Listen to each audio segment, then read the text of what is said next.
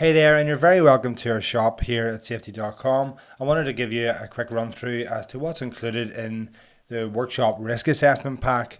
So we've really piled in the value here, or at least attempted to. So I want to just describe to you exactly what's included in this product at this present moment in time. So first of all, you have one of the most detailed risk assessment examples we have, which is the workshop risk assessment. As you can see here, it's detailed. It's using another one of our templates, which we feel is quite user friendly.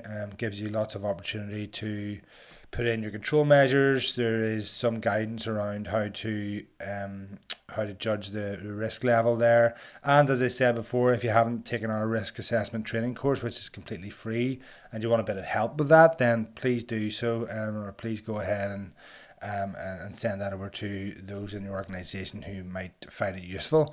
So as I say, as you can see, lots of detail here around workshop typical risks. This is a general risk assessment that would feed into more specific stuff like safe work procedures, and specific equipment risk assessments where necessary, which we'll touch on shortly. As you can see here, workshop machinery is outlined, and there's a couple of pages of actual control measures there that are relevant across the board. We have a section on COSH, or control of hazardous substances, site traffic, plant and vehicles for the movement of plant and so forth.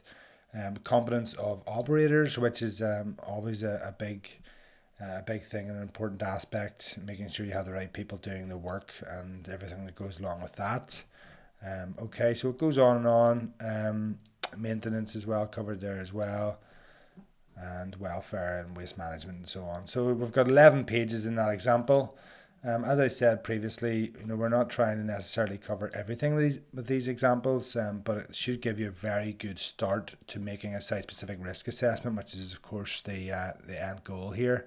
We've also thrown in another one, which is a slightly different risk profile, and again, lots of detail in this one as well. This one sort of crosses over with the construction end example that we have, and you can mix and match. Of course, if you like this template better, you can use it and bring the information across from the other one, and vice versa. So it's up to you really.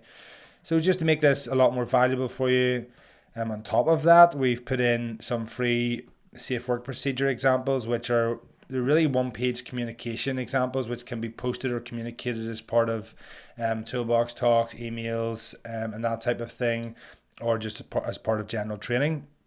So as you can see, quite a lot of detail in these as well, a bit of sort of pictogram use and sort of do's and don'ts before, during and after guidance, and general hazard guidance. So that kind of summarizes the risks and control measures for things like MIG welding there, as you can see. So there's 5 of those thrown in, including CNC mills, lathes is covered as well, and air compressors, portable air compressors, which most workshops will have as well. So hopefully, again, those are really useful for you if you're working in an engineering workshop or a workshop type environment. And to add even more value in, we've thrown in to this the CNC mill risk assessment, which again would apply to a lot of people. That I'm not going into too much detail here, but that's a 5-page assessment on its own. And then the welding risk assessment, which is really important at the moment. There's a lot of focus on control of welding fume from the HSE and regulators in the UK, certainly. So that is something that should be useful. That's another detailed document. And as well, we have the spray booth one that, again, I think with a lot of our customers, certainly, many of them will be doing some form of spraying in their facilities. So that hopefully is another useful 5 or 6 page document there for you. Okay, just before we wrap up then, I forgot to mention, just as I go back to that, we've thrown in as well a health and safety audit checklist for you.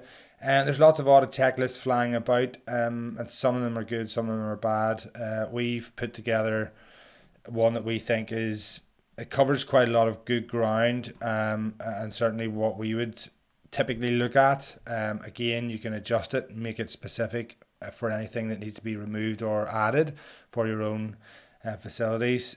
But hopefully this is really useful as well. This is a 2-page version. We'll throw in a 1-page and 2-page version just to see which one you prefer. The 2-page version just allows you a bit more space to put in detail, and which hopefully again is useful to you.